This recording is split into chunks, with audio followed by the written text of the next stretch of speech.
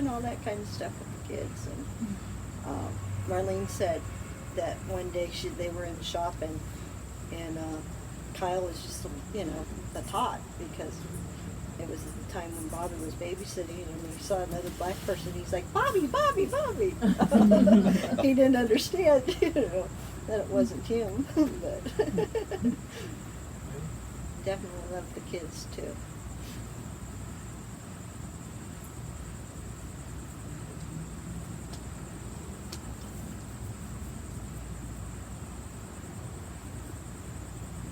I was given the opportunity. I was on staff at a church in Colorado, a little podunk town, and I forgot how, because we'd lost contact at college, and then somehow we came back together, and we connected or something like that, and him being in the ATF, and somehow we got contact. I said, hey man, would you be interested, or if I was able to, would you come up and do like a weekend retreat type of thing for the youth group here? And I billed, hey, we got an ATF agent to come down and stuff. So our little town basically was miles from anywhere and what have you. And so what you'd had to do is fly into like Albuquerque and then drive 4 hours to get there. I talked the guy in the church end who had a small airplane to go down to Albuquerque. We'd fly down to Albuquerque and pick Bobby up.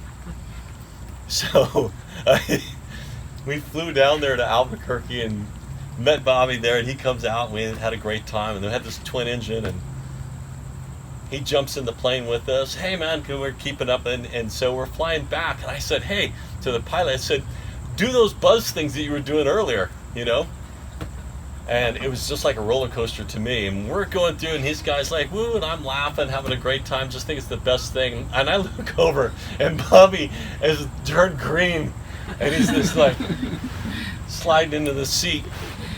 We get back to Monte Vista, and he is just emotionally and physically wiped. I've never seen him wiped out like this.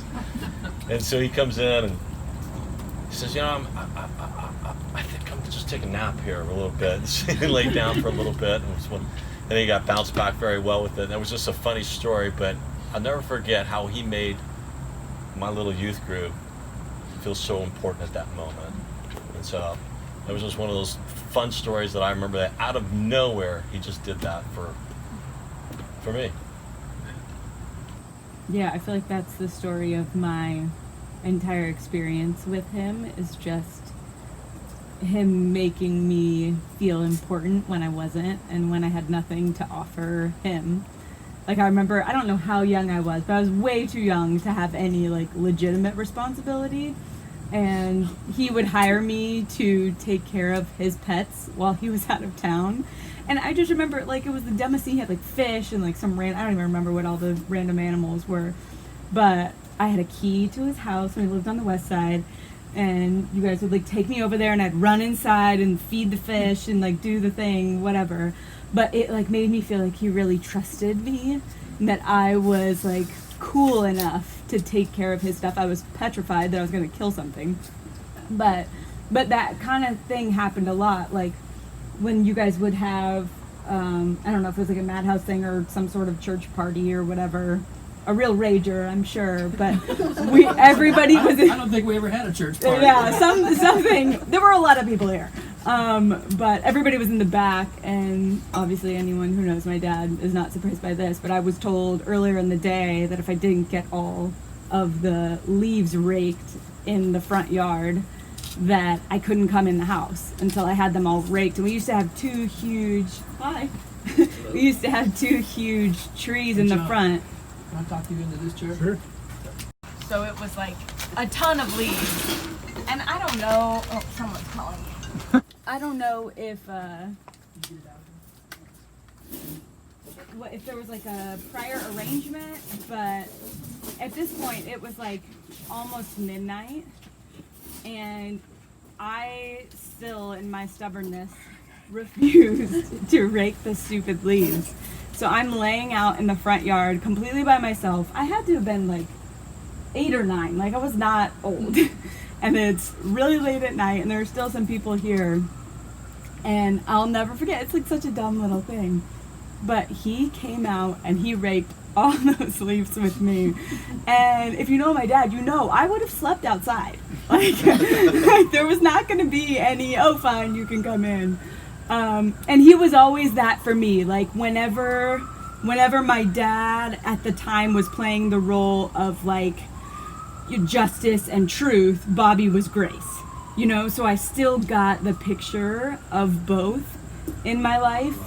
And then that happened later in my life too, when I was like in a really bad situation and made some bad choices in relationships. My dad played the role of like, you know, do this and this is what you don't do and this is, and then when I called Bobby, he was like, I told you this the other day, I'll never forget, he said, well, I can handle this isn't verbatim, but this is how I remember it.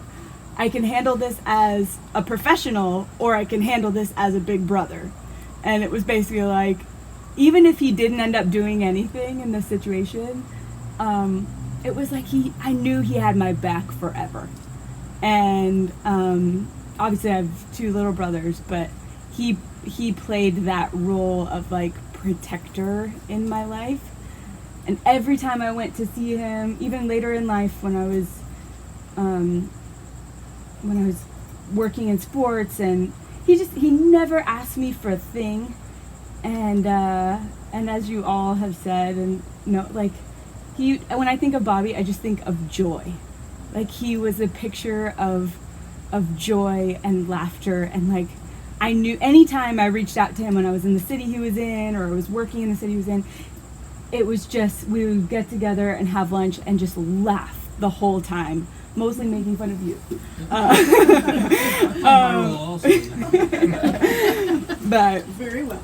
I think I told my husband tonight, like, I think that's the hardest thing for me, is just thinking about, like, because obviously we've lived in different places for a while, but especially working on the road, it was like I knew if I was ever in that part of the country, it was a guarantee. Like, he would make time, he would figure out something. Sorry, I have to share this really quick and then I'll shut up. The last time I was in Boise, I had like really limited time, and he was like, well, just meet me at this place. I had like an hour. So I'm thinking I'm going in and like we're meeting, it's a relatively big city. We're like meeting at this restaurant. And of course we walk in, and it's not like a mom and pop, it wasn't like a Cheers type situation. And I should have known, like this is so stupid, but I walked in thinking, because at the time, the job I was doing, there were a lot of like people that were excited about the game I was working.